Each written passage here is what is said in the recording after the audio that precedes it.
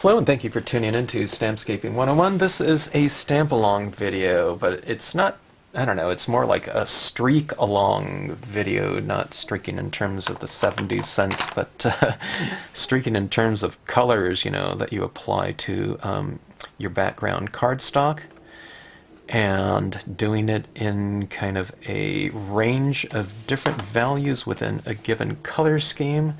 This is going to be representative of a color scheme that I've really looked at over the years and admired when I've seen photographs of northern lights before, also known as the Aurora Borealis, or called the Aurora Borealis. Another term is northern lights, but I've always wanted to try it out, and that's that purple transition into that kind of lime green. And I was looking at Pinterest this morning, and I saw really super bright, vibrant kind of magenta colors with that super bright lime green type of thing, and I thought, okay, I want to do that.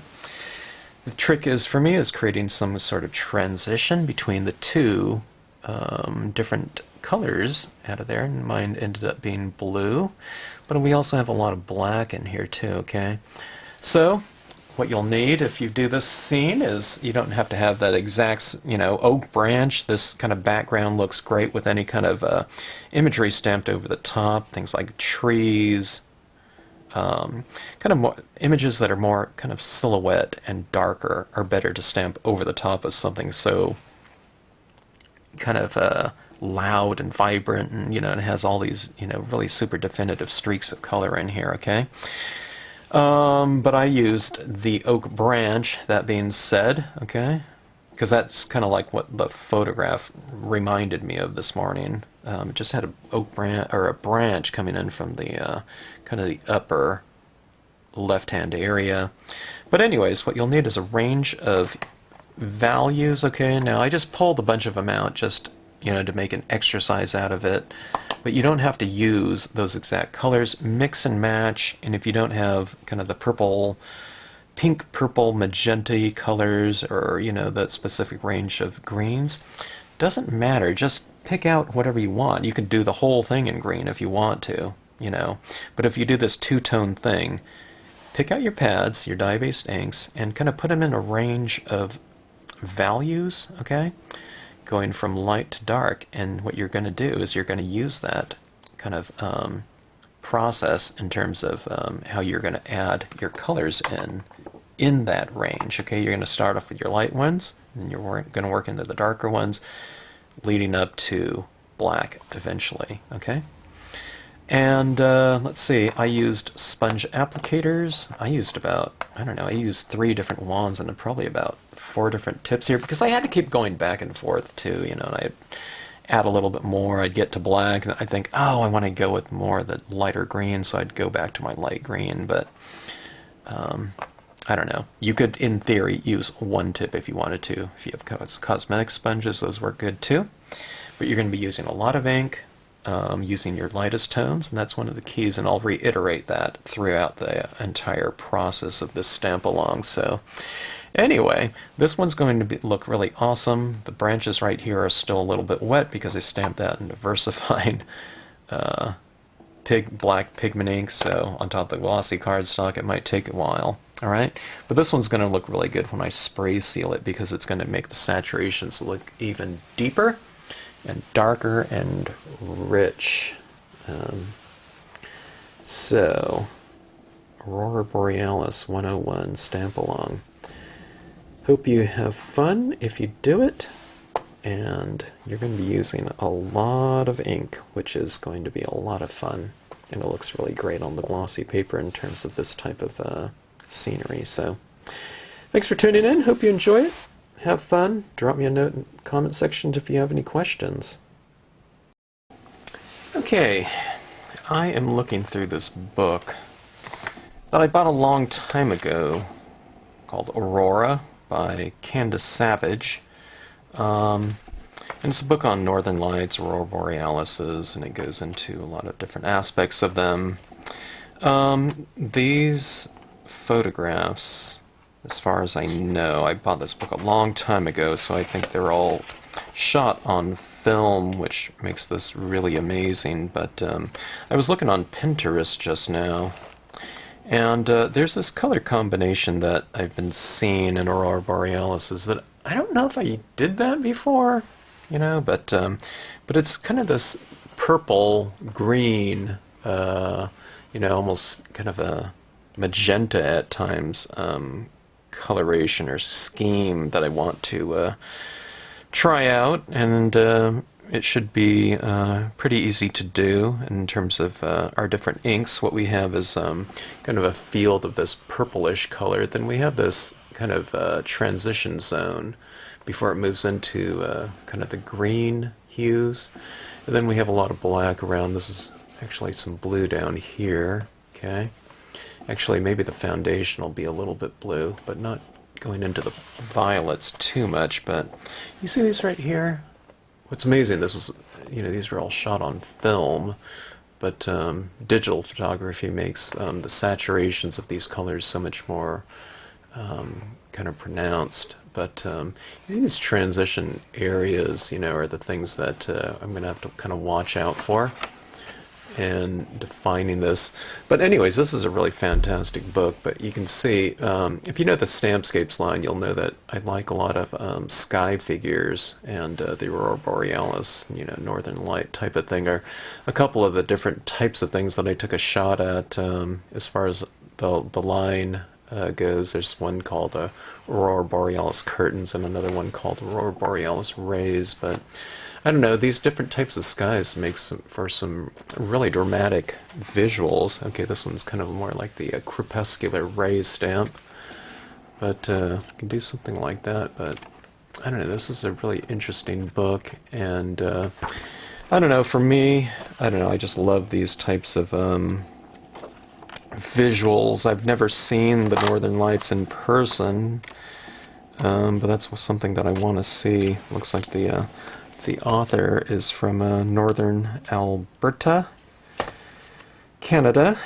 and lives in Saskatoon, Saskatchewan. Hey, I've had some stamps head out to that area before, but anyway, let's give this a shot here, and we're going to do this as a stamp-along video. It should be pretty easy to do. As far as the simplicity of imagery that we're going to use. I don't know, I haven't done this coloration before, but let's see what we can come up with. Okay, now here's the thing. We're going to be using, I'm sure, different shades and brands of inks depending on what you have. I need to even see what I have as well. These are Marvy pads. They're really easy to do. I have a lot of pads from a lot of different companies, okay? But I don't have like a full range of kind of some of the more, I wouldn't say obscure colors, but as far as like scenic stamping goes, I don't use a lot of colors like magenta, okay? So I don't have like a full range of like purple, violet hues from other companies. I see this Memento Sweet Plum here that I have. I don't know. I have a decent range of greens here, okay, but I'm going to have to supplement with some Marvies, so pull out this is what I do. I don't kind of make things kind of theoretical when I'm working some colors. Now, I'm not going to use every one of these colors, okay? I'm just pulling these out as an example here. But one of the things that I used to have my workshop participants do is whatever color scheme they're going to be doing, I would have them pick out some kind of range, okay? So if it's going to be green, we have a range of green hues here going from light, medium, and dark. This one right here is the violets, light, medium, and dark, okay? But making it kind of a visual process, where would the sweet plum go? Well, according to this kind of indexing here, it's probably something like that. You know, if you can't tell which one's lighter and which one's darker, then it doesn't really matter. It can go really anywhere in that process. Here's a peeled paint here from the Tim Holtz Ranger Distress line. I'm guessing that one's probably somewhat akin to this Pear Tart Memento. Maybe it's after that, before it. If it's so close, then it doesn't really matter, okay? But picking out some kind of range of hue is going to make this process very easy to do, and it doesn't have to be kind of this theoretical thing. Make it visual, okay? We can see things going from dark to light just fine, and that way you know which kind of color to use before you know, one another. Here's a really deep green called bottle green from Marvy. That one would probably be the darkest green. That's the darkest green that I've seen in dye-based inks, okay? They have a couple of the darkest versions of things that I've seen, including, you know, their Prussian Blue, which is a really fantastic blue. But anyways, all right. So I know this is a stamp-along, but you know, doing that kind of exercise of picking out your pads, you know, here's light, medium, and dark right there, all right? Picking out your pads like that and lining them up was part of the exercise that I used to do, and it really paid dividends, because when people did this, okay, and just pulled their pads out ready to go, it's like cooking or something like that. If you have all the ingredients kind of ready to go, then you're just kind of throwing it in an order rather than having to go and grab things and kind of breaking your rhythm, okay? So it doesn't matter what brand of... Now, these are dye-based inks, by the way, and this is a quarter-page glossy cardstock. I figure the glossy cardstock, it's going to flow, you know, your ink's going to spread and flow on your paper much easier than, say, a matte piece of paper. If all you have is matte, give it a try, but really throw down a lot of the initial inks that you're going to be using, your lighter colors, and you're going to have to do them in a pretty decent saturation, okay? We're going to build up a lot of ink on this one, though.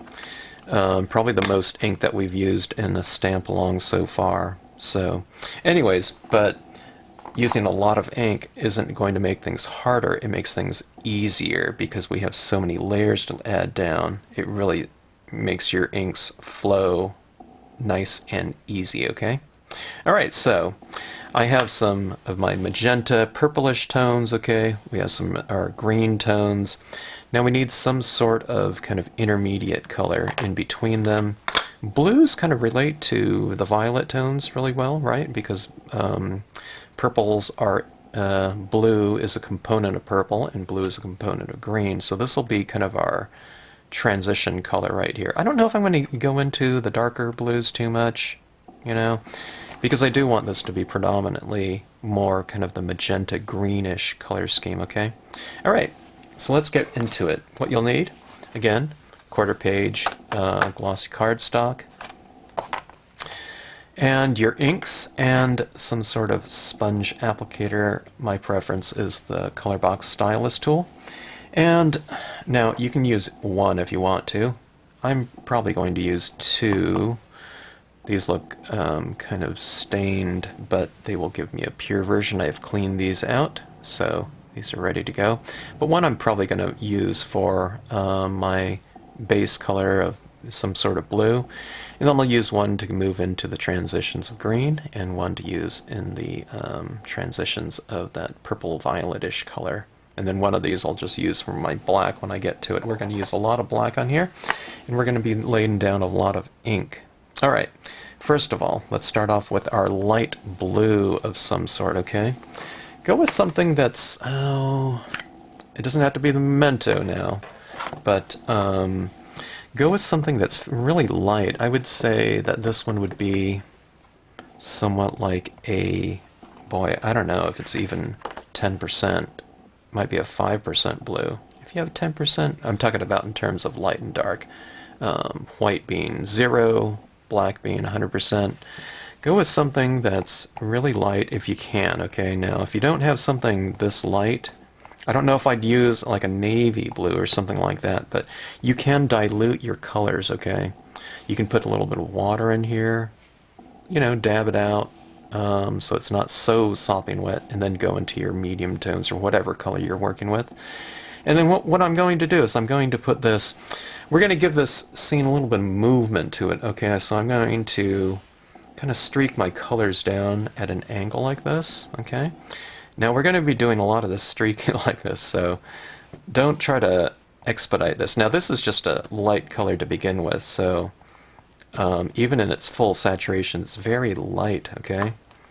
So I'm saying that because sometimes when people get into the lightest tone and they start adding it down like that, and they kind of know the direction that they're going in terms of how dark the scene's going to get, they start scrubbing this like this, you know, thinking, I need to get more ink out, you know, faster. But you really don't. I mean, if you want to, if you've seen some of my videos in the past where I've used a re-inker fluid, and if you use a little re-inker fluid on this in that light blue or whatever, you know, color you're going with, you know, your applicator will be so much more, you know, wetter, and it will, you know, coat this card, you know, even faster.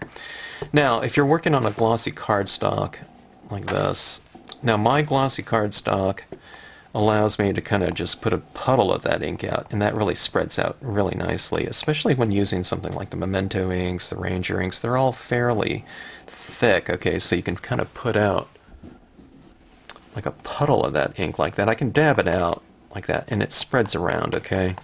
It's not absorbing into my paper so fast where I'm getting a big, you know, very defined oval shape that doesn't blend out. Right? And that's the difference in glossy cardstock and glossy photo paper. Photo paper is going to absorb your ink really fast. So on this one I would really try to you know, get some cardstock to do this. It's more sealed off, and with the viscosity of the inks that you're using, they're so thick that it really allows you to do this type of technique right here, where you put a puddle down like that, and that really just blends into your scene very nicely. Okay, now I'm working from two different areas, okay?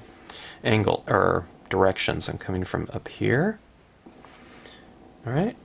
And then I'm coming from down here. Now see, I'm leaving some, yeah, I don't know if you can see that. I'm leaving some streaks of a little bit of lightness in there, okay? And you can do that. You don't have to just, you know, coat this whole page, okay?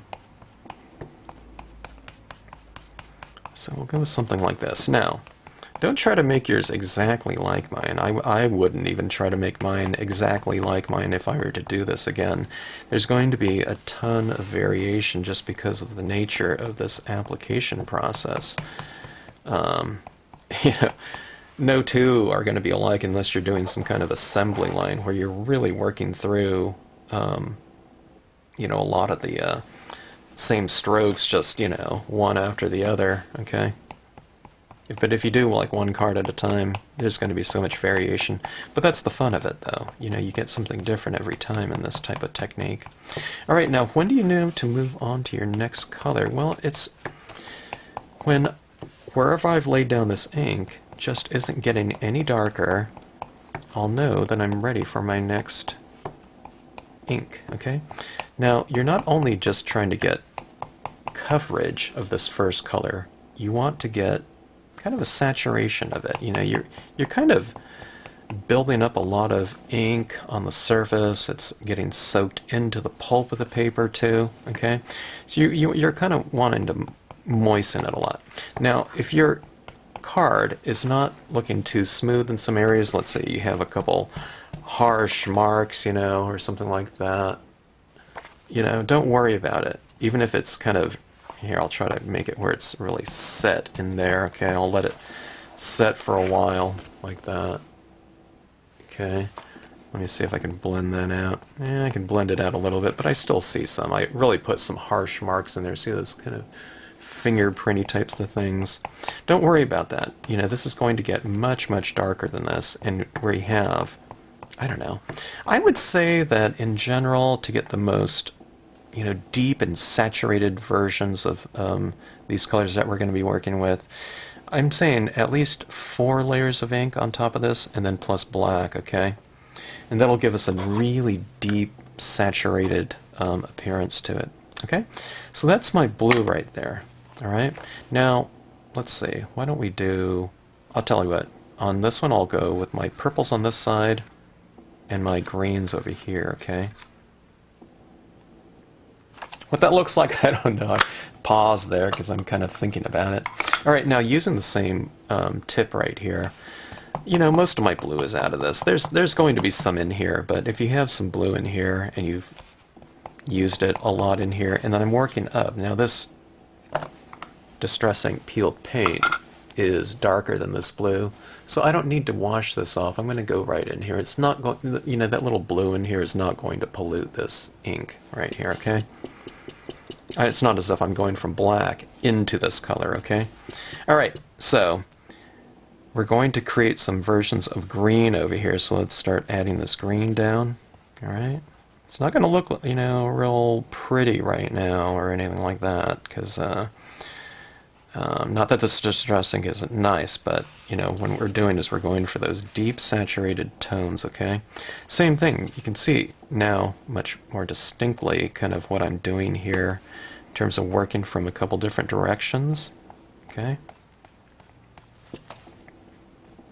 See that? I'm kind of pulling into this. I'm getting some marks here, but that's alright. And then I'm coming from this direction like this. Now here's the thing. I don't have so much surface area on my sponge tip right here, okay? Adjust it from going from like this all the time using this sponge flat. Actually, that worked okay. Well, what I'm doing is if you work with less surface area, okay, this is one way to streak, okay? But what I'm doing now is I'm using the side of this like this, okay? See this right here? So it's like instead of using like this big surface area, it's like you have like this ice skate or something like that. It's really narrow because you're using it on its side. So it's just making a slight adjustment of your hand from here to here, okay? It's even more ergonomic actually for me to hold this like this, right? This is the way my hands naturally go, but this is even more natural like this, okay? And I'm going like this, okay? So this will give me kind of this nice streak. What it looks like is this right here. So it's like touch down and I come up, okay? I don't touch down and go like this and then up. It's just this wiping motion like this, okay? So adding down like that, like so, okay? That's where you get this kind of this nice tapering type of thing. And it kind of looks a little bit more streaky. And when it comes to this kind of northern lightish, you know, Aurora Borealis look, kind of the streaking will benefit you, okay? Alright. Now I happen to have this green right here. It's called light green from Marvy. If you have something that kind of limey green, go ahead and use that one. This is one of my favorite colors. I use it for grass all the time, even though it's way, way too bright. But I knock it back with the use of some browns over the top of it when I'm doing it for that purpose. Okay, now see, I'm kind of keeping that separation because we want to go with our magentas over here. Okay, so this is this lime green. I'm going to put a pretty decent saturation of it. Now watch this. I have so much ink down here. Watch this. See, I can go like that. See that? And that just blends in beautifully because the page is already kind of soaked with that paper. Alright, now here's the thing. Don't go too far over here, and I don't know, I needed to taper that off a little bit more, maybe, in terms of having some light streaks in there. I'm trying not to create too harsh of a line here, a delineation. I don't want it super green right there and dark green, so when I go with the darker greens, I'll keep it more over here, and I'll keep the lighter ones over here, okay? Because I need to create that transition area. The transition area is going to be the most kind of important area in terms of having a kind of a nice, graceful looking overall look to this, okay? You can just kind of see where we're getting at now. It already kind of looks like those curtain-y types of things, see, because I've kind of added that one darker streak in there. Alright, so moving along. Now, if you're just kind of watching this and contemplating doing this, I had a lot of that blue down, okay? But yes, you can see, now I'm moving up into my darker greens incrementally. You're not using so much ink, okay? Yeah, let's see. This is bamboo leaves. I can't even see it on top of here. A little bit, but barely, okay? But see, I'm just adding a few streaks of these colors and that's it, you know what I mean? So it's not like, oh my gosh, this is going to take forever, you know? The first color that you lay down, you're kind of laying it down as a base coat. You're doing coverage, but you're also providing that saturation so that when we get to these darker colors, all right, you don't have to use it very much. It just glides beautifully. The foundation is set for it. Okay, dark green. Now, when we get into these darker tones, it doesn't read very dark because the page is kind of saturated now. And it's not absorbing our ink quite as fast. Okay, now see, this is what I'm doing here. And then what I'm doing is I'm coming like this. Okay, so we have that area in between here, and that's the thing that kind of gives those Aurora that curtain of light type of thing, because we've retained some areas in between. Okay, now if you think, oh my god, I didn't retain anything, well, just go with some darker tones like this and do that streaky thing now, and you'll get a lighter version in between. Okay, and we're going to be doing black on here too, so even if you have everything just completely toned out, you can still get it in the black, okay, with a streaking kind of a thing. Maybe some streaks are a little bit more narrow like this, okay? All right? So that's where you get that variation, and that's where a lot of the fun is. All right? So that's all I need on that one. That was Cottage Ivy. It's kind of a, I don't know, kind of a dark pine green. This one's actually called pine green here for Marvy. Marvy inks are a little bit thinner, so they penetrate the paper a little bit easier if you've done a lot of base layer toning like we have here. Okay, that's why I like using Marvies in combination. You don't have to have all 40 Marvies or however many they ended up with at the, you know, in the end. They still sell the blank pads with the re-inkers. You know, you got to buy the pad and re-inker it, so it's like buying 2 pads, you know, but that you'll have that color for life though, because those re-inkers last forever. I mean, I use a lot of inks, and I've used a lot of in workshops, and I've re-inked tons of pads. I get 20 people stamping, you know, in a workshop back in the day, or 15, whatever. And I re-inked a lot of my pads. But so what I'm getting at is, if you have like any other brands of pads and you want to supplement with some Marvy ones, they're pretty good to do because of this type of aspect of it. See, I'm adding this dark green, and it's very defined because it's soaking into the paper. It's penetrating those thicker inks. Okay, you saw this one right here. This one's pretty dark too, but it really blended in beautifully, which you want. But sometimes you want this penetration of the thinner ink. It's thinner, but it's rich, okay? It's just thinner in terms of viscosity, not thin in terms of vibrancy or anything like that, right? So, but you can kind of supplement your other pads with, I'd say, if you had about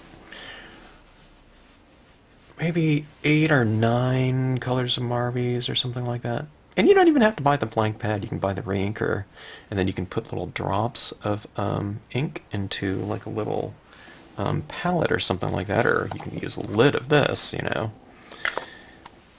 These act as pads, so you can kind of just soak in some of that ink and just take it right in there. I would have some kind of chart of, you know, what kind of colors you have, you know, in terms of the re-inker fluids, because it's hard to tell, you know, what, you know, ink, you know. This is brilliant yellow, but that looks red though, you know, so you kind of put a little chart of what you're going with, and you can use those ones. But as far as like the vibrancy of something like these ones, it comes in handy. You don't have to have them. I've, you know, seen some amazing work using other ones too, but it's a nice little supplement, okay? All right, now I'm kind of getting really dark in there, and I want some of those curtainy types of things, so I think I'm going to halt right there. Okay, with that one. Now let's go with some pinks and violet purples on this side, okay? I'm kind of curious to see what this is going to look like. I haven't really done I don't think I've done this two-tony type of thing. I think I'm going to need some brighter blues in there to create that transition, because I think that's going to look kind of weird. Alright, now I wish I had some other types of pinkish tones from Ranger in terms of my color scheme here. I tell you what, let's use a Memento. Really light tan. You know, this tan here is a little bit of, it's reddish, you know, like a pink color with a little warm tone in it, right? And that's what makes these ones. You can use a distress ink too, like a pale distress ink, okay? It's real similar. I'm just laying this down just because I want to get a little bit more saturation. I think this blue that I laid down here is probably dried a little bit, you know, from the time that I've been doing this green. But I want to make this paper kind of slippery again, so I'm doing this as a base coat, okay? And like I said, like a distress ink, or a light distress ink would do well, okay? Something like a warm tone maybe, okay? This doesn't look great as a, you know, end result right here, just as is, but, you know, that's not what I'm really concerned with right here. I just want to get down some ink, okay? Because the more moist your surface is right here, it's going to be easier to blend in your tones on top of that, right? You want it kind of slippery for that effect, okay? Alright, let's see here. We'll go in with some pinks. Here's a rosemary. This is a very light pink, okay? Well, it's pretty bright though. So use whatever pink you have. Okay, and I'm going to try not to get too close. I went into that green a little bit, but I'm going to be a little more careful not to do that again. Okay. Now this is a kind of a base coat, so it's very light in terms of my hue, so I'm going to get a pretty decent amount of coverage with it, okay? I'm going halfway with my full, you know, swipe and my narrow swipe, okay? Because I want this variation here some places. Alright, I need to be careful. I'm getting a little bit too close to that. Okay. Something like this. If I do get close to that, I want to kind of have a drier version of this, okay? Now, I've seen in some, you know, latest, well, I say latest, I don't know, digital photography's been going for a good 20 years now, but,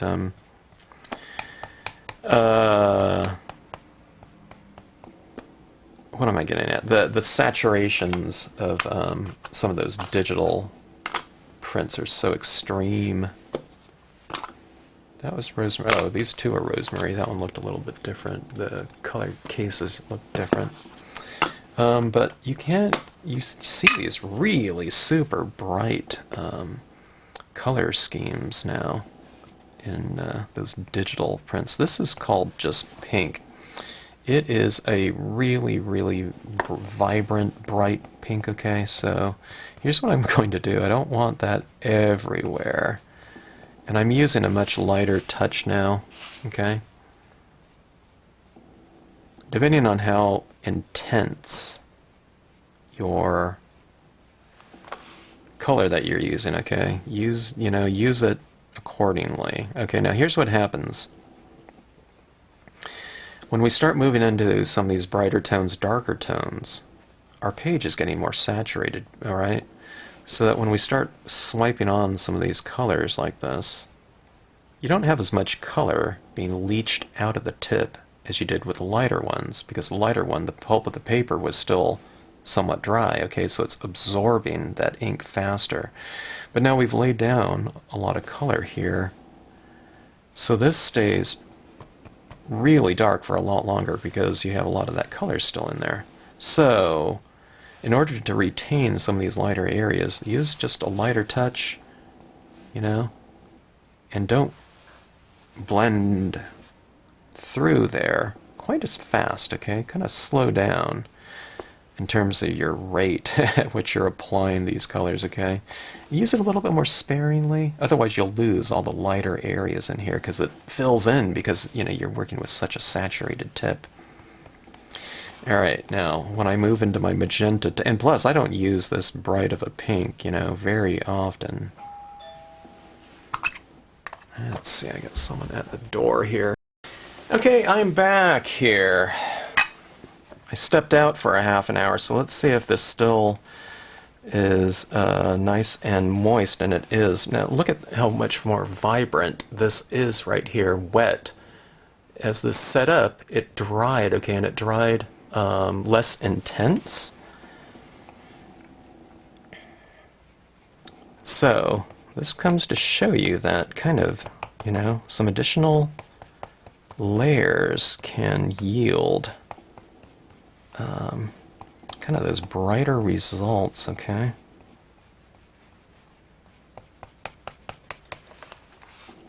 You have to play around too. There's different brands of inks, of course, and there's different kind of results in terms of the look of something depending on the combination of the types of inks, brands of inks, and the type of paper you're using. So you might use this exact same combination in a different type of paper and it might look different, okay? It's all kind of the chemistry of the papers. Now I'm looking at this, alright? Let's see, I'm going to use a dry one right here. Let me go in. I want to bring in a kind of a brighter green into this area. It kind of dried a little bit too dull for me. I want it bright, okay? I'm going to do a video on just color, you know, so we can talk about the different terms of color, but there's lightness and brightness. Now remember, lightness and brightness are two different things. Sometimes people think it's lighter or bright. Brighter means lighter. Brighter just means, you know, it's the relative intensity of something, and lightness is the relative, you know, light and dark of something. All right.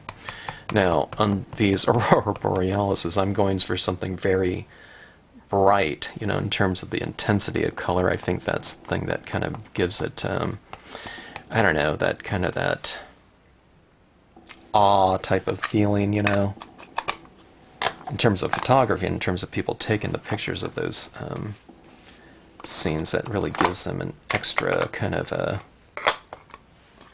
I don't know, several. Okay, and I switched back to this one. I'm switching to a pale violet. I don't know if the pale violet, can't read the pale violet at all on this. Alright, if you can't read it, that means you need to move up into a darker tone. But yeah, that vibrancy of you know, saturated color is going to really, I love magenta on here. There's just not a huge calling for that type of tone in most of the scenes that I'm doing, so I don't use it too often. I need to do some. I did a video kind of on unconventional color schemes one time, and like I said, you know, in that one, if you like a certain color scheme, you don't have to stick with colors that are kind of more what might be considered more kind of natural looking. Go with kind of those color schemes that you like. Okay, that's all I need of that magenta. But see, that magenta is the color that I've seen in some of those photographs of Aurora Borealises that I really like. Alright. Alright, here's the thing that's going to kind of start to tone it down. Now, here's the thing that you're going to want to do. Kind of go a little bit more sparingly, and see, I'm kind of using the edge again. Use your edge and kind of do it, you know, with a little bit of what would be the term? Use it a little bit more selectively, okay? And see, what I'm doing here is I'm building up some of my little streaks like that, transitions like that. And then what I do is I kind of come down here, like that. Maybe one's like just a couple streaks, you know, so vary it a little bit like that, okay? But now we're starting to get this kind of curtain-y type of look, especially with the darker tones that we're doing. Now we still have this hard transition, so I gotta hit that area with something. I think a lighter blue again will look really good, but see this? This looks like little, I don't know, shards of shadows or something like that. It can get quite a bit darker too, see like that? So utilize that, you know, blend it around like so. Yours might not be getting as vibrant if you're not using the Marvies, but that's not to say you cannot do this, okay? With some of them, you might have to let your ink dry a little bit longer because the Marvie inks penetrate, you know, remember, faster. So when you get down to something like this, you might dry it off a little bit so that it's more absorbent for whatever color and brand of ink you're using, okay? And then it'll apply easier, okay? So with the Marvies, I don't have to let it set up quite as much, although right now it's kind of going on. I think I'm starting to achieve super saturation. All right, now that looks a little bit more pink. Okay, I need another tip right here. Let me see. All right, I want more magenta back in this. I'm starting to get kind of real violet-y. I want that real deep magenta color. Okay. For in here. Change your color schemes. If you don't have these colors too, you can use other color schemes. You know, do orange and reds or, you know, something like that, and green. You know, if you don't have the magenta purplish type of tones. Alright, now going back with magenta, it's not necessarily going to make things lighter because it's already darker underneath, okay? But it is kind of bringing this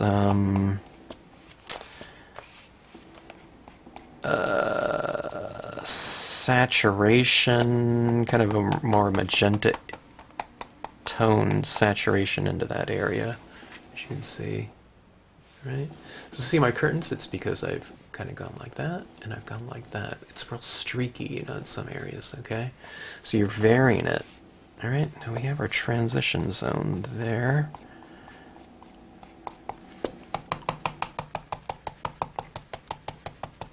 Yeah, good. Alright. Boy, that looks crazy, doesn't it? But so do those Northern Lights, you know, sometimes. When I first saw a photograph of Northern Lights, I thought, what is that? I'd never even seen a photograph of it. I'm talking, you know, years ago. But I thought, I don't know. It didn't, you know, they don't even look real. Or it doesn't look like a real landscape. Alright, let's see here. Let's create that transition zone. Let me get it. I'm using more stylus tools than I thought. I just cleaned all my stylus tools too. Alright, let's go with the Caribbean Blue. You can go back with your Summer Sky in here or something like that. Or, you know, here's a Bahama Blue. That would be fine too. I don't want too bluish. I don't want that to be a, you know, a significant player in this color scheme, okay? Maybe a little bit.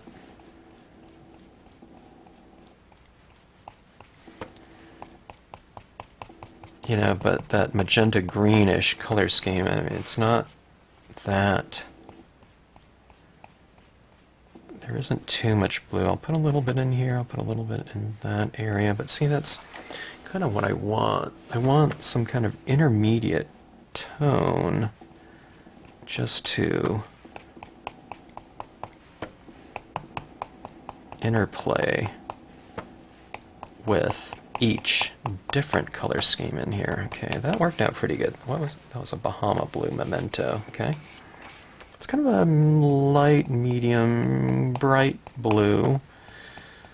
Substitute with whatever you have. Now I should say that, you know, when we're doing this, it kind of looks weird, you know?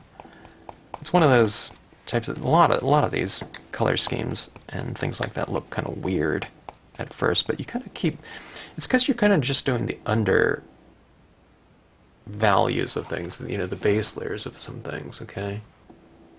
I mean, this is really going to, I hope, come alive when I start adding in my black into it. That'll make it look more like night, a nighttime sky with this these glowing gases of the Aurora Borealis here. All right, let me try this one right here. This is a Caribbean blue. So you have Caribbean blue and Bahama blue. It's getting a little bit darker, I think. I don't know if it's just because this color is darker or more saturated, or if it's just because I'm using more of a given color. Actually, it looks pretty good right here. See, I'm using this blue just to kind of darken up some areas right here. It darkened up this violet a little bit. Alright, yeah, that looks pretty good. It isn't darkening my green very much. I guess the green was perhaps darker than this side. I don't know. Could be the combinations that we're working on. Alright. What side's up and which side's down? I have zero idea. Alright, let's see. Are we ready for the black? Alright, bring on the black. I'm going to go with my Marvy black. Use whatever black you happen to have. Again, remember these are dye-based inks. Alright, now this is where it all comes into play. Let's review, okay, what some of these look like here, okay? I'm gonna reference, this would be a beautiful color scheme to do sometime. This is the color scheme that I want to do. I saw a Twilight like that one time. I was eating in this Mexican cafe, and it was kind of they had patio seating. I remember it was around twilight. I think that's my favorite time of the day is twilight. Everyone likes sunsets. I love sunsets too, but I like the twilight even more for that kind of glowing light. But here's this kind of curtainy types of things. See those long streaks like that in areas? That's what we want to kind of build into our, look at this one. It's kind of goes like this, and then there's like little broken up little areas like that. So we want to create this kind of curtains coming up like that, which means we have to take the area of darkness and come down like that. See that right there? Look at that kind of explosion. We can do all the things like in different ways, depending on kind of the direction that you added your streaks in. Here it is right here. So, kind of like that color scheme. This would be much brighter nowadays if it was shot in Dig. I have so much respect because I used to, do a lot of film photography. Look how beautiful that is. Okay, but I'm looking at these streaks here. That one really doesn't have too much of a streak. Okay, this is, something like that. Okay. Something like that. See it? Kind of that streaky kind of feeling going up there, and the transition going from really dark to lighter like that. Okay, it ends about right there. Alright. I think I'm ready. I'm inspired by what I saw. I'm just using one of the color tips that I had one of the colors on. Alright, now this is black right here, right? But when I apply it to this, like, tone down here, it is just some very, very light version of it, because my paper, okay, that's it at full saturation, right? That's kind of eventually what I'm going after, but you can see how, it just wipes right off, because I have such a full saturation of ink on my paper that it's like you're trying to apply ink or something like that onto kind of like a wet piece of glass, okay?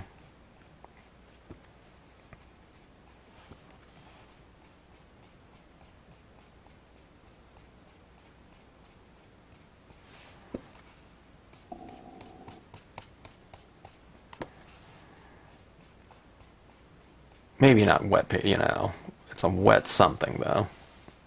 So in other words, Okay, and I have to be careful there. That's really light. I don't want that black right in there. But you can kind of see what's happening, though.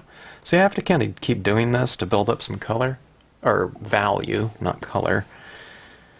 But that is not a bad thing, because it allows you to do it in a much more gradual fashion, okay?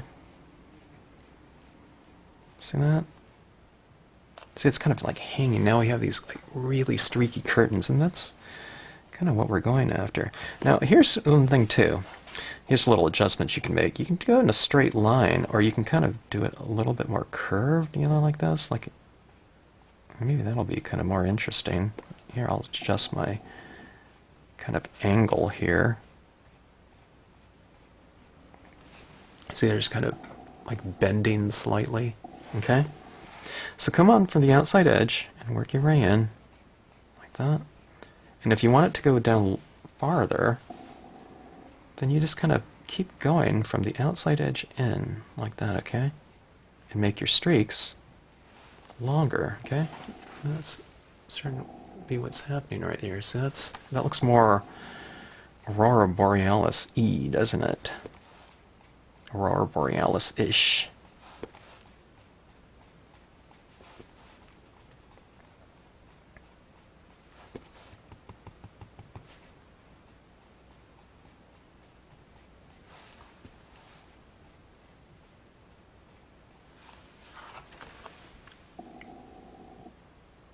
Coming along, okay.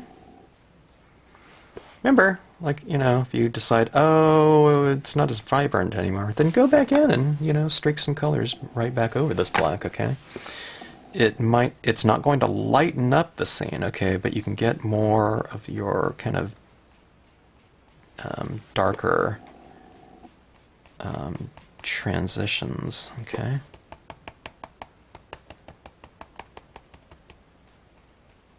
Or brighter transitions, sorry, not darker transitions. You know, just add it in there, the vibrancy, you know.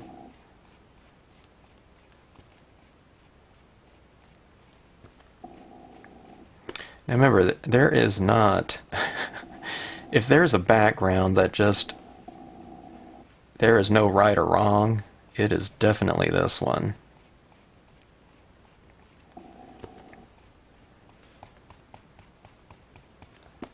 So, variation galore, you know, with this.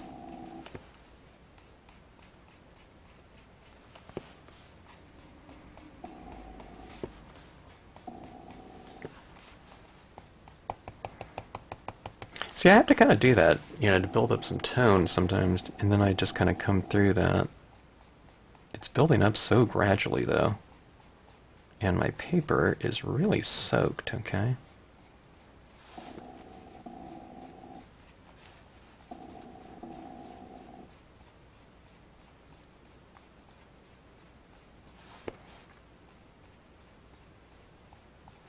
If you've ever blended with alcohol inks, you know how that kind of color kind of moves around on your page. That's what this kind of feels like. It feels like a version of that. Like where I kind of streak that, it kind of builds up that little like berm of ink there, which is kind of fun to do because it gives you a little bit of texture.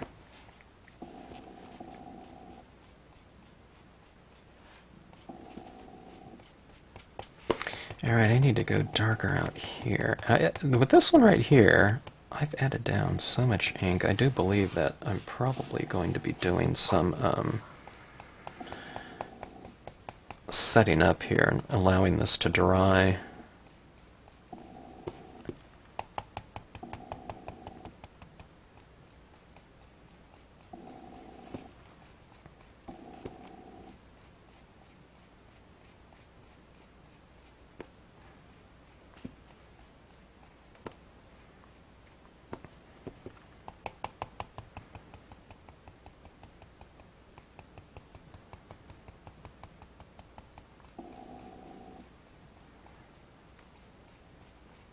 I really want this to get pretty dark, you know. What side's up and which side's down, I have no idea. Actually, with the streaks here, I'm going to stamp a branch in here too, you know, just to go in the foreground, but I'm getting a little monotonous right here in terms of the busyness here. Here, let's create a longer streak over here, okay? I'm going to connect a couple of those streaks right in there. Look like, I don't know, look like a claw or something like that before.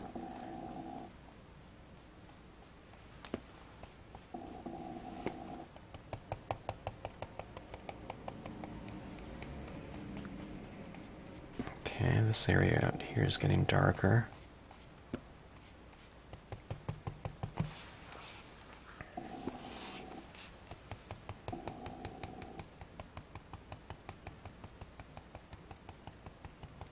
Kind of go for kind of in my two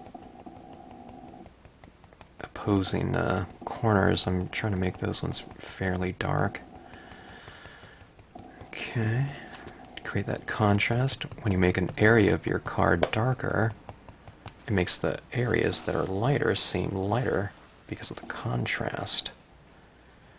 Okay, now see, here's what I do here too, okay? We have this little streak in here, and then I'm coming in like this in the middle of that, okay?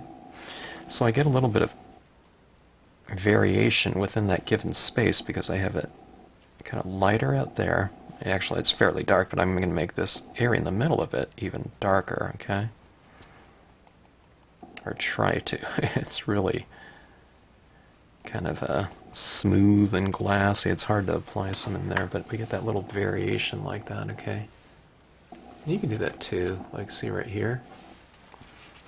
I'm coming in at an angle like that. See, it's just a real thin line like that, and I'm building that up.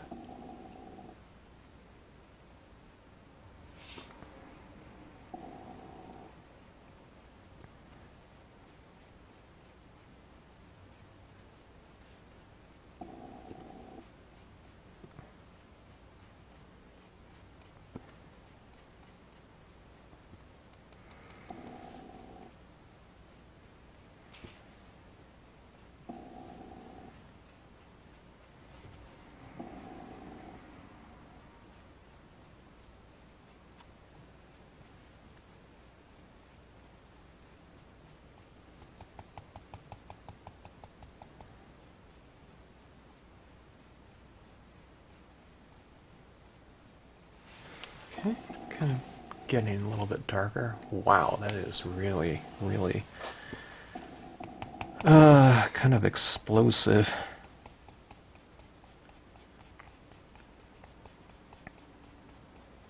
I'm going to come in more. I like what's going on, but I need more nighttime sky, though. Okay, let's see. Let's do it. Let's do it. I'm going to say this is top and bottom.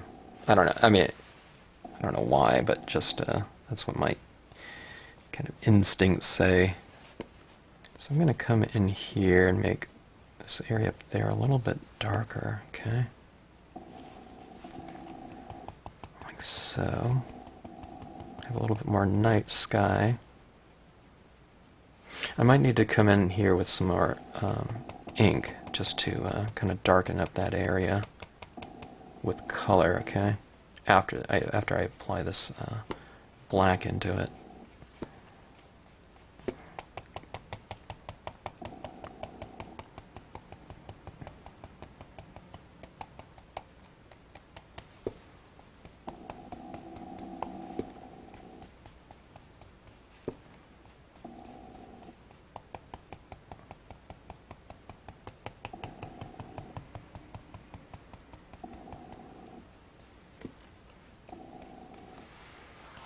Okay. Looks better. You know, I have a little more darker of an area.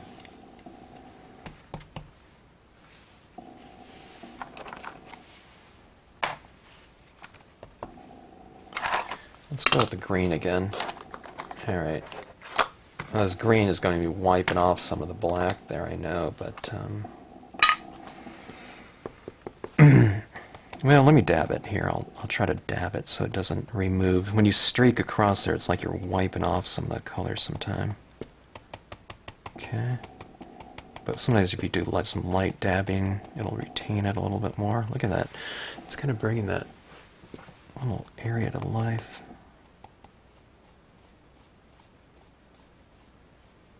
Okay.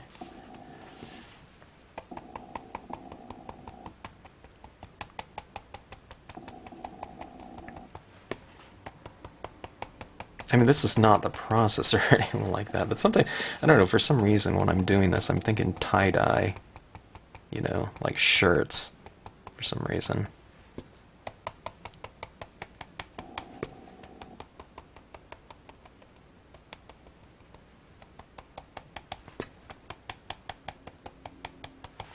Yeah, that looks a little bit better.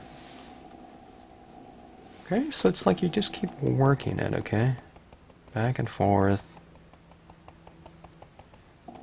I'm kind of closing in on some of my lighter areas a little bit, and I think that's fine.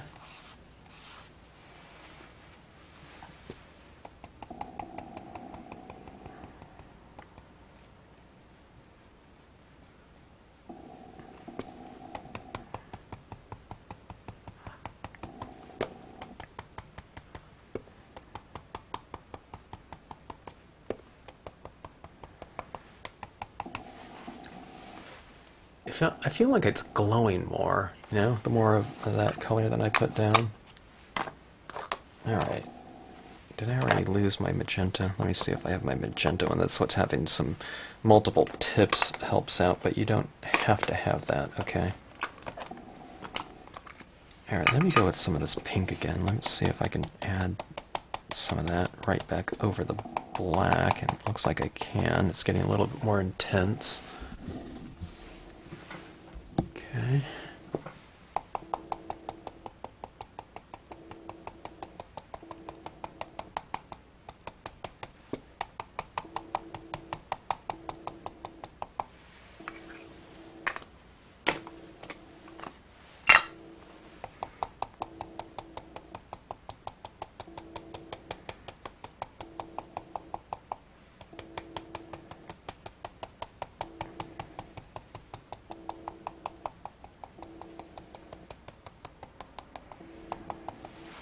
Okay, look at that.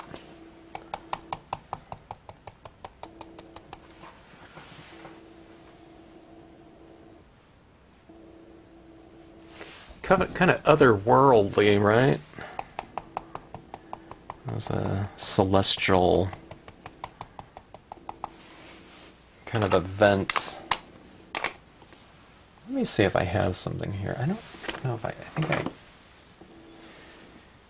I was looking for violet. I don't have my violet pad. I think that was one of those that it broke down finally after 20 years of usage or so. And I don't think I replaced. Oh, this is the violet right here. I already used it. I forgot. Maybe, I don't know. There's some other color I'm thinking of. I get so lost in the scene, I can't remember what I did 10 minutes ago, or I don't know, maybe that was 20 minutes ago. Okay, oh, well, okay, let's try Prussian Blue. Sometimes Prussian Blue is almost darker than black. I don't know, not really, not the Marvy black, but, alright, let me see here. Alright, let's try this. That is really dark. The Prussian Blue, though, all right, you gotta be, if you have Prussian Blue, you gotta be careful with that. It penetrates the paper. It's not darker than black, but it's the viscosity or something. It's like thinner than black, which is why, I guess, if you're using this and you stamp out an image in it, you really have to kind of, you don't have to run to the, you know, sink or something like that to clean it off, but you want to clean it off soon after, otherwise it really stains your rubber. It's not going to hurt it or anything like that, but if you just want the rubber to look, you know, red still, you can't let it sit on there. There's something very fine about the whatever the chemistry of it. Okay, this is working like a really great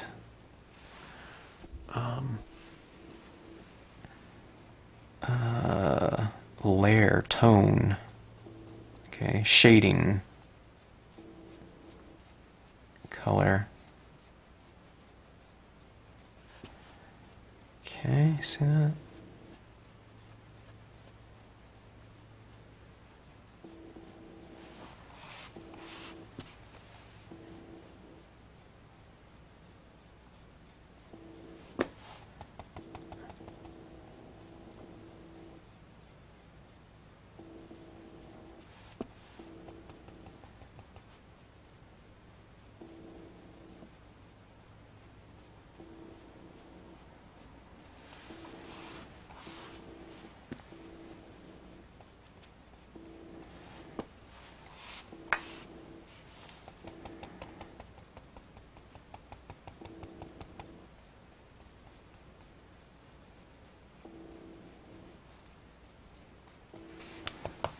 I already forgot what was up and down again.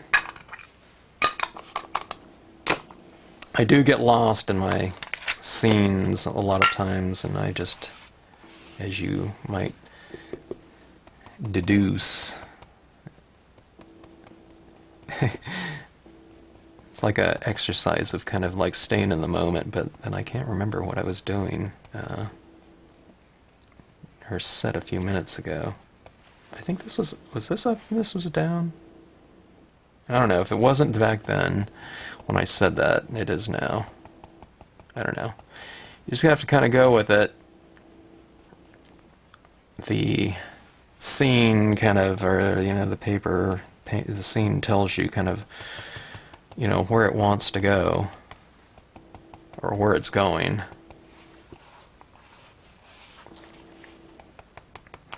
Alright, now, one of the scenes that I saw on Pinterest had this kind of overhanging branch, and it really reminded me of this oak branch stamp that I have. It was just a very simple composition there. It was this oak branch, or this branch, hanging into the scene, just upper left-hand area. And then there are a lot of stars in the scene too, but we'll add that in with our white gel pen. Okay, so anyways, there we have it in terms of background. And now, let's see.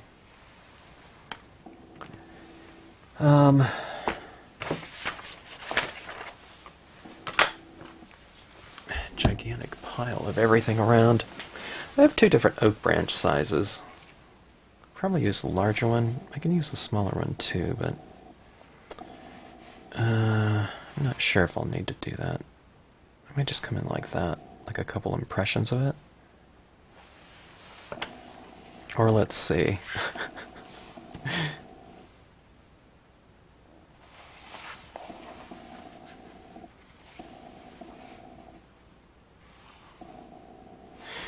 I'll figure it out. Let's stamp one. What are the colors here? It's kind of interesting. Abstract. The outside looks better. My abstract card. Cut this out, whatever, and you have this, I don't know, Mondrian. Maybe not. No, that's not the artist. I don't know. One of those artists. Like pop art back in the 60s, you know, stuff. Maybe it's in the 50s. Not quite sure. Pieces, but anyways, we need to go with something very, very black here, very dark. You might let this set up first, or if you just kind of follow this along, you can, you know, when you stamp out your black, just kind of have it setting there for a while with whatever brand you're using. I'm going to go with a Versafine. If people know Versafine, it's a really thick black ink, very, very dark, okay? And it is a pigment ink pad, so it's really going to take quite a while to dry on here. Maybe I'll spray set it, seal it, you know. Sometimes that kind of expedites the drying process, sometimes it doesn't though. Or it doesn't as much as you think. So that being said, when you stamp it out, you know, really allow it to dry if you're using that. But you can go ahead and use your dye-based ink too. I'm just going with the Versafine because, or you can emboss. You know, you can emboss a branch or something like that right over the top with the detailed embossing powder. And that would be really interesting too. I need to start doing that, embossing. I always kind of mention it as an option. Alright, just using a portion of it. It's probably about half of it, I'd say. Plenty of equal pressure. Now, here's the thing. When you're stamping a wet image into a damp surface, sometimes you could pull this stamp off, and because the surface is wet, it acts as like a vacuum where you pull this off, and it didn't really give you a good impression, okay? Because it sucked all the ink right off of it. That ink didn't transfer over, so with whatever ink you're using, I would recommend kind of leaving this down a little bit longer and allowing some of that moisture to penetrate the paper a little bit, and hopefully we get a good transference of ink onto the paper, onto the surface of the paper, and the moisture into the pulp of the paper. I don't know how much of that's going to happen, but there's just a better chance of it. It doesn't mean that you have to press harder, okay? It just means, you know, adequate pressure, even pressure. I mean, this is a big stamp with a lot of surface area too, but allow that to transfer, and we'll hope that this... I didn't give this any time to dry at all, and I didn't heat set it, so we'll see how this works here. Oh, okay, good enough. Alright.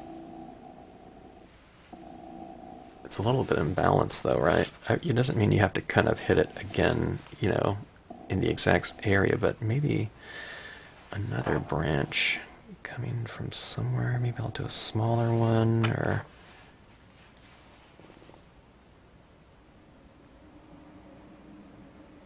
Let's do this one. Let's do the same one again.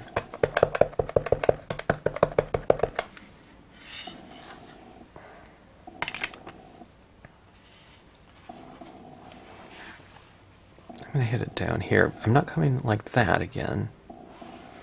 I'll change the angle a little bit and come down from right about like so.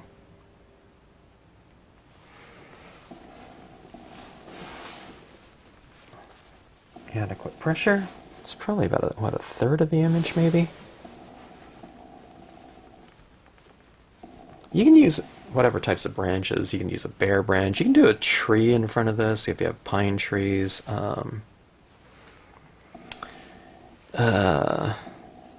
Some leaves. It could be tropical. You wouldn't get the northern lights in the tropics, but hey, you know, in an ideal world, maybe you would. Maybe we'd see these kind of, you know, these types of lights everywhere. But I would go, whatever you put down on over the top of something like this, I would go for something that's more of a silhouette-based image, you know. Something solid, because we have so much color and, you know, tone going into the background. You don't want to stamp out something that's too outliney with a lot of open space within the design. Otherwise, all those colors are going to be showing right through it, you know? Okay. So there we have it like that. I'm trying to think if I want a little bit of a branch out here, or if I just want it hanging in from the edge. I usually don't kind of be so... I'm not so kind of loyal to kind of my reference material, but that's kind of what it will look like, this just branch coming in from the left-hand side. I'll turn this other area right down here into kind of open star space. I like that composition by whoever took that photograph. I would give them credit here, but it didn't say, so I don't know. You can just look up Aurora Borealis or Northern Lights and kind of get your inspiration as far as your color schemes that you want to go with, or the types of kind of movement of your that you want your kind of beams to have here. Alright, tweaks. Let's go in with a little bit more black over here. Turn it into kind of a darker time of night. See, now I have my imagery set. I'm going to go in here and kind of tweak it a little bit more now that I know what the composition is going to look like. You can have your branches or whatever coming in from whatever angle. I mean, this could be, you know, your composition too. This would look fine. It's like something like that coming from above, but you know, can you imagine some different trees in here? That would look really good too. But keep them kind of silhouette-ish in nature. Because it has to be somewhat of a dark image to stand up against that really bold background. And, I don't know, this type of thing going on, you don't really come across too many, you know, bolder looking backgrounds that you'll be creating, you know, when we're talking about that type of intensity of color.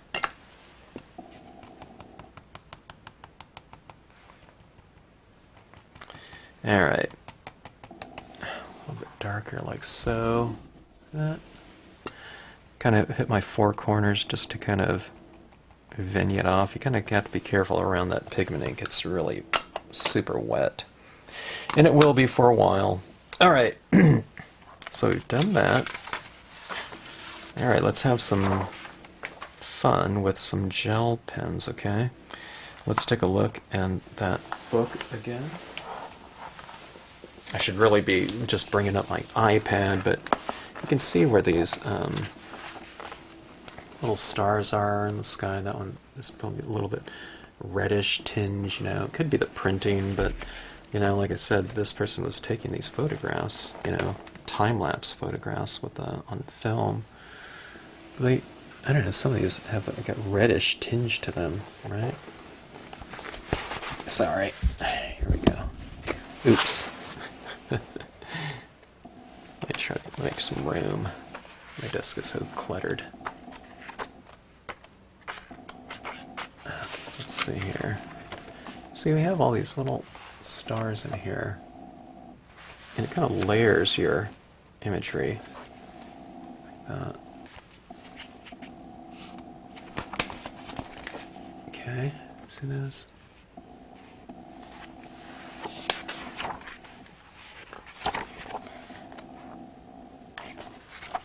Look how beautiful that is. See that? And there's like, you can even see some stars through the beams. Probably not in the lighter areas, but there's a couple down there. Alright. Let's see what we can do.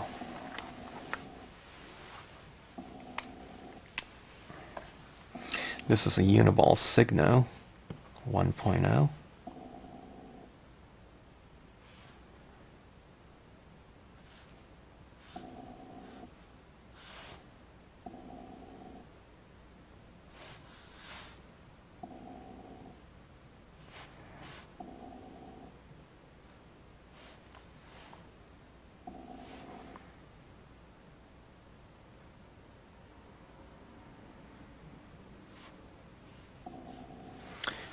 It's looking a little more textural with the use of these. These will really stand out, okay? So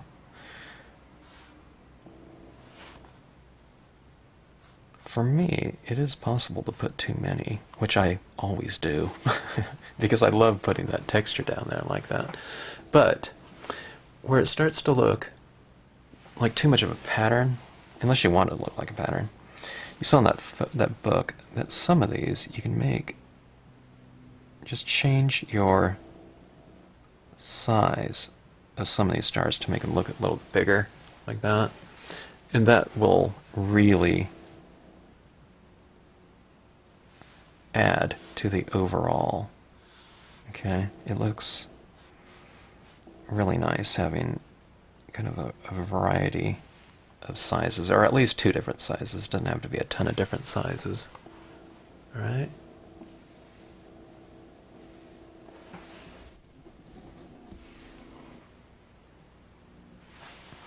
Alright, now that gel is a little bit wet.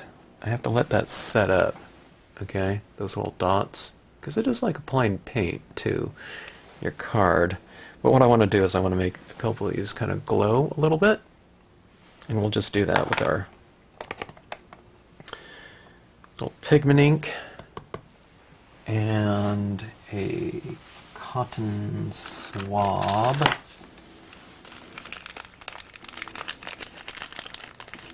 Like so. And I think that'll be the perfect finishing touch for a couple of these little stars in here, okay? I'll probably have to give it at least 20 minutes or so. Okay, I changed my mind. I'm going to heat set it a little bit. And then what happens is if I start dabbing on some of that pigment ink, sometimes if that gel pen dot isn't set up, it just kind of removes it, it kind of removes the dot. But if that dot is removed, I can just kind of go back in and put a dot right back in the middle of that little diffusion that I do. But let's heat set this a little bit. I have my Milwaukee heat gun.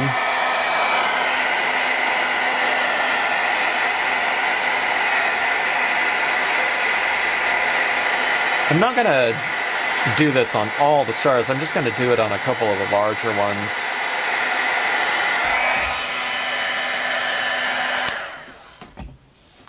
Whether that's enough or not, I have no idea. We'll see. It probably helped it a little bit. My card started warping there, but I don't know. I always mount these cards, the ones that I really like anyway, so it's not going to be a problem. All right. Very little tapping right here because this pad is really super juicy. I must have re-inked it sometime. Let me see how much I have on here. I just take a piece of my blotter paper and I just kind of... Ooh, there's way too much, okay? But by blotting it down, you can kind of see how much ink is on there. And smashes the end of your tip right there and makes it kind of nice and soft, okay? Alright, let's see what we can do here. Here's a larger dot right here, that one. And let's bring a little bit of a glowing look to it. Yeah, that heat setting worked just fine. It's not coming off. See? And then, how about a couple of these other ones? It'll be more subtle because they're in a much lighter area. In fact, I can't see this glowing aspect at all.